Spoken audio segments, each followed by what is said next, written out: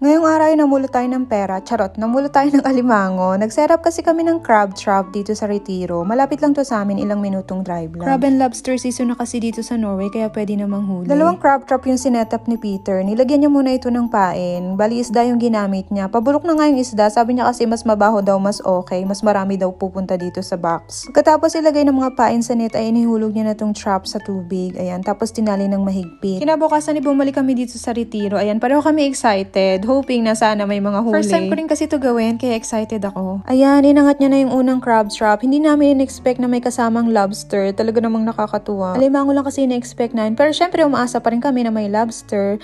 Ayan, inangat niya na nga rin yung pangalawang crab trap. Ayan, nagulat kami. Ang daming mga alimangong laman. Syempre ako yung pinaka-excited kasi first time ko ma-experience to yung pagsiset-up ng crab trap, tapos yung panghuhuli. Kadalasan kasi, diba, sa palengke na natin to nakikita. Inalis na nga ni Peter yung mga crab dito sa buslo. Buslo ba tawag dito?